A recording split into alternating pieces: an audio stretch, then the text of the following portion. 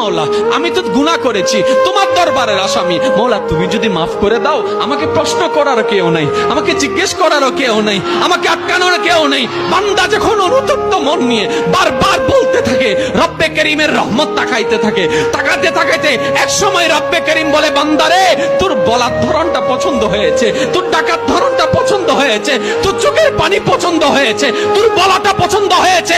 এবার মওলা বলে, আমি তোর সারা জীবনের কত গুনাহ করছিস? বান্দা বলে, মওলা 40,000 পার হয়ে গিয়েছে। কেউ বলে যে মওলা পাহাড় পরিমাণ হয়েছে, কেউ বলে যে মওলা আসমান পরিমাণ হয়েছে। এবার মওলা বলে যে আমি মাফ করে দিলাম, আমি মাফ করে দিলাম, আমি মাফ করে দিলাম, আমি মাফ করে দিলাম, আমি মাফ করে দিলাম, আমার বান্দাকে আমি মাফ করে দিলাম। ফেরেশতা বলে, মওলা এত বড় গুনাহগার, এত বড় আসামি, হাজার গুনাহগার, হাজারটা গুনাহ তওবা করেছে একবার, মাফ চেয়েছে একবার, তুমি মাফ করে দিলা, তুমি মাফ করে দিলা। রব্বে করিম বলে, মাফ করবো না তো কি করব? বান্দাটা কার দেখতে হবে না, বান্দাটা কার দেখতে হবে না। সে রহমানের কাছে মাফ চেয়ে যদি মাফ না পাই, তাহলে তো বিশ্বের কাছে মাথা নত হয়ে যাবে।